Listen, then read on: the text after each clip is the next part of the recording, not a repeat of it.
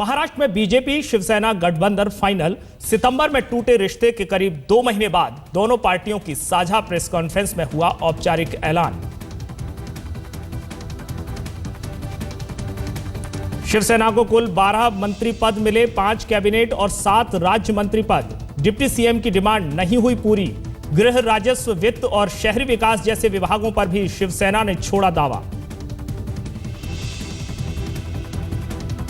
शुक्रवार को होगा फडणवीस मंत्रिमंडल का विस्तार। शिवसेना के 10 और बीजेपी के 10 विधायक लेंगे शपथ। शिवसेना बीजेपी गठबंधन को एनसीपी ने बताया लोकतंत्र का मजाक, कहा आंकड़े नहीं स्थिर सरकार की गारंटी।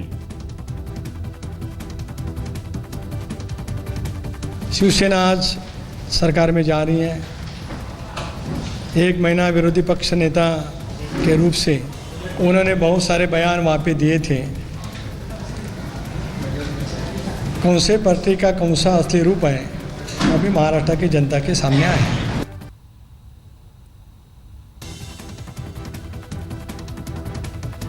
बिन मांगे बीजेपी को बाहर से समर्थन देने वाली एनसीपी अब नेता विपक्ष पद पर ठोकेगी दावा। कांग्रेस एनसीपी में हो सकती है पद के लिए खींचतान। एनसीपी के कद्दावर नेता गणेश नाइक ने की बीजेपी से जुड़ने की तैयारी। एनसीपी के संदीप नाइक और नवी मुंबई के सांसद संजीव नाइक भी बन सकते हैं बीजेपी का हिस्सा। एनसीपी के कई और पार्षदों की बीजेपी से जुड़ने की तैयारी। नवी मुंबई के निकाय चुनाव से पहले एनसीपी को लग सकता है बड़ा झटका। स्वर्गीय शिवसेना प्रमुख बाल ठाकरे के मझले बेटे जयदेव ठाकरे ने की वसीयत पर उठाया सवाल। जायदाद के लिए खटखटाया हाईकोर्ट का दरवाजा। 2011 में बनाई बाल ठाकरे की वसीयत में मझले बेटे जयदेव के हिस्से कुछ नहीं, ज्यादातर संपत्ति है उद्धव ठाकरे के नाम।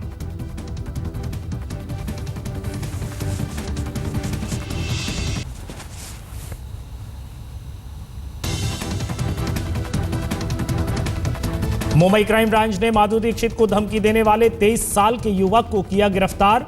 एसएमएस भेजकर दी थी धमकी।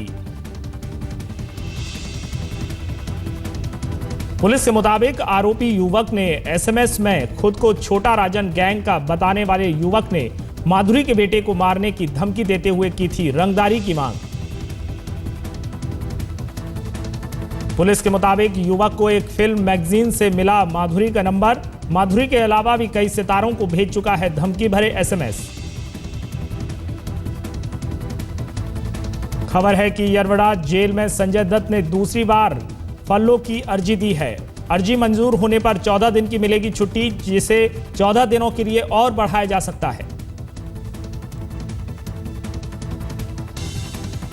Sanjay Dutt 1993 Mumbai serial blast case में गैर कानूनी तरीके से हथियार रखने के लिए 42 महीने की सजा काट रहे हैं।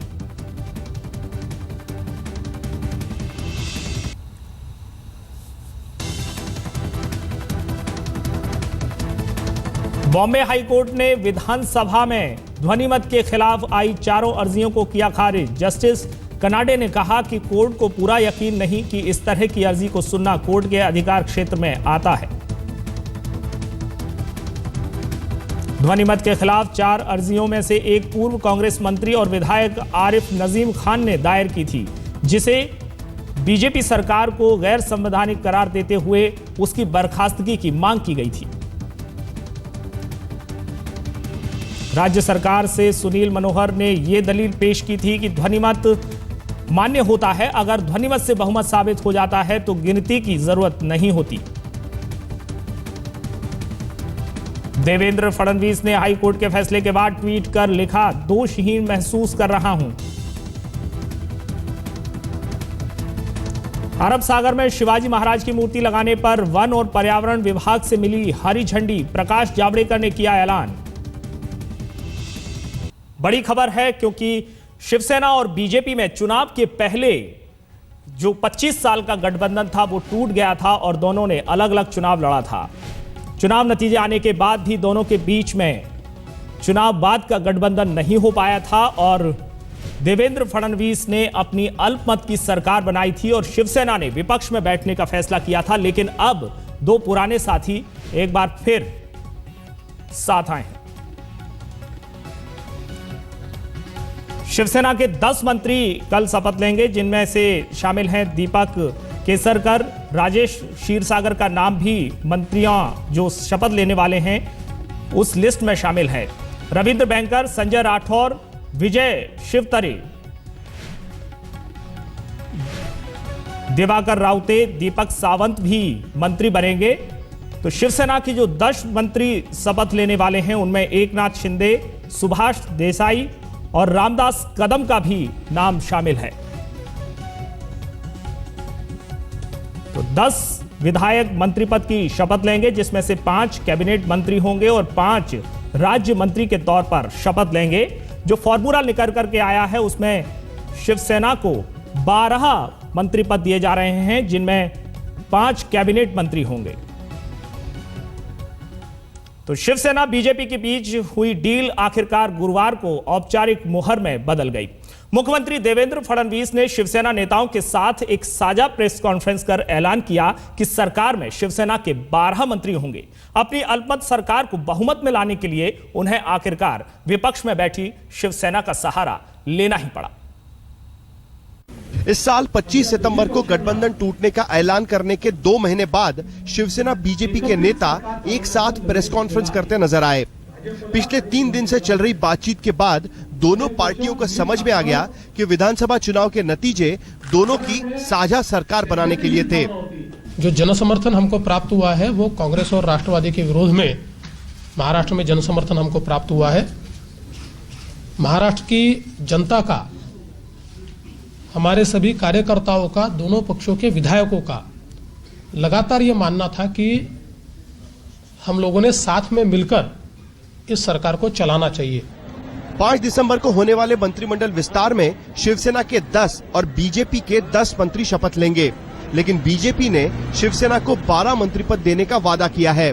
बाकी मंत्रियों को अगले मंत्रिमंडल विस्तार में शामिल किया जाएगा।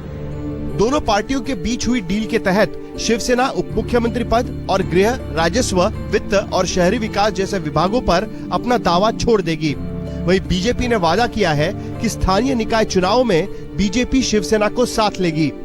अलग विदर्भ जैसे मुद्दे जिन पर दोनों पार्टियों की अलग राय है वो फिलहाल ठंडे बस्ते में चले जाएंगे और गठबंधन चलाने के लिए समन्वय समिति भी बनाई जाएगी। अब ये तो तय हो गया कि महाराष्ट्र में माइनॉरिटी का गवर्नमेंट नहीं होगा, लेकिन जिन मुद्दों को लेकर शिवसेना आने वाले विधानसभा अधिवेशन में सरकार पर हल्ला बोल करने वाली थी, उन मुद्दों का क्या होगा? वहीं पिछले 1 महीने से बीजेपी पर लगातार हमले कर रही शिवसेना सुलह के बाद पुरानी बातों को भुला देना चाहती है। 2 कदम भाजपा भी पीछे आई, 2 कदम शिवसेना पीछे आई और महाराष्ट्र के हित के लिए उद्धव जी ने निर्णय लिया। महाराष्ट्र विधानसभा चुनाव प्रचार के दौरान शिवसेना के अध्यक्ष उद्धव ठाकरे ने अमित शाह और उनकी टीम की तुलना आदिलशाही सरदार अफजल खान और उनकी सेना से की थी, लेकिन अब सत्ता में शामिल होने के बाद शिवसेना इन पुरानी बातों को भुला देना चाहती है। लेकिन एक बात भूलना उनके लिए काफी मुश्किल होगा। 1995 में जब पहली बार शिवसेना बीजेपी की सरकार बनी थी, तब बाला साहब ठाकरे ने कहा था कि उस सत्ता का रिमोट कंट्रोल उनके हाथ होगा, लेकिन इस बार इस सत्ता का रिमोट कंट्रोल शिवसेना के पास नहीं होगा। अमृता शेड़गे के साथ साहिल जोशी, मुंबई आज तक। शिवसेना बीजेपी के गठबंधन के बाद एनसीपी के पास अब विपक्ष पद के लिए दावा ठोकने के अलावा कोई चारा नहीं है। शरद पवार मुंबई के अस्पताल में भर्ती हैं और बाहर उनकी पार्टी को झटके पर झटके लग रहे हैं।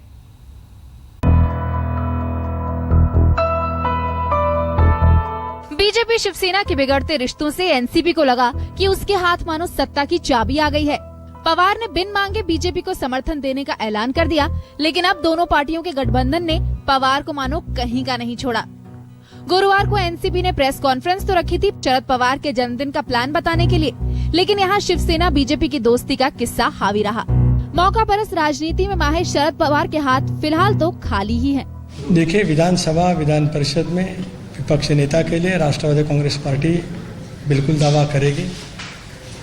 जब हम स्पीकर और चेयरपर्सन को जब हम दावा करेंगे तब आपको हम जानकारी देंगे। विधानसभा में एनसीपी के विधायकों की संख्या 41 है, जबकि कांग्रेस की 42। लेकिन एनसीपी का मानना है कि उनके समर्थन से जीते निर्दलीय विधायकों को अगर उनके खाते में जोड़ा जाए तो उनकी संख्या कांग्रेस से ज्यादा होती है। ऐसे में नेता विपक्ष का पद उन्हें ही मिलना चाहिए। उधर एनसीपी को एक और झटका तब लगा जब खबर आई कि एनसीपी के कद्दावर नेता गणेश नाइक ने पार्टी को छोड़कर बीजेपी का दामन थामने का मन बना लिया है। गणेश नाइक के अलावा सांसद संजीव नायक और विधायक संदीप नायक भी बीजेपी में शामिल हो सकते हैं। विकास के लिए आज एक ही है मोदी जी। हम चाहते हैं साथ में आ जाएंगे, साथ में रहेंगे हम सब। नवी मुंबई की जनता की एक ही पुकार है कि अगर जो सब साथ में आ गए तो नवी मुंबई का विकास, इंडिया का विकास सब होगा। विधानसभा चुनाव में मिली हार के बाद जल्द होने वाले नवी मुंबई के निकाय चुनाव की वजह से बनाई राजनीतिक योजना के तहत नाइक ने बीजेपी में आने की प्लानिंग की है। 11 दिसंबर को नाइक अपना फैसला सुनाएंगे। वैसे बीजेपी के करीबी सूत्रों का दावा है कि एनसीपी के सारे पार्षद बीजेपी से जुड़ने की तैयारी कर चुके हैं। अगर ऐसा हुआ तो ये एनसीपी के लिए सबसे बड़ा धक्का होगा। आज तक ब्यूरो। बाल ठाकरे के 2 बेटे उनकी वसीयत और जायदाद के लिए कानूनी लड़ाई लड़ रहे हैं। स्वर्गीय शिवसेना प्रमुख बाल ठाकरे के मझले बेटे जयदेव ने पिता की वसीयत पर सवाल खड़े कर दिए हैं। गुरुवार को बॉम्बे हाईकोर्ट में बाल ठाकरे की वसीयत को लेकर सुनवाई शुरू हुई। ठाकरे ने अपनी आखिरी वसीयत 2011 में बनवाई थी, जिसमें ज्यादातर जायदाद उन्होंने सबसे छोटे बेटे उद्धव ठाकरे के नाम की है। बड़े बेटे बिंदु माधव और घर छोड़ चुके मंझले बेटे जयदेव को जायदाद में कुछ नहीं मिला है। बाल ठाकरे की वसीयत पर हस्ताक्षर करने वाले वकील ने कोर्ट में बताया कि आखिर किस तरह ठाकरे ने अपनी वसीयत बनाई। 1997 से 2011 के बीच बाला साहेब ठाकरे ने 8 से 9 वसीयत बनवाई थी। इन सब वसीयत को वो बारीकी से जांचते भी थे और कानूनी पेचीदगियों को समझने की कोशिश भी करते। हर वसीयत में कुछ न कुछ फेरबदल जरूर होती, लेकिन इन सब में एक चीज समान थी और वो था उनका घर मातोश्री।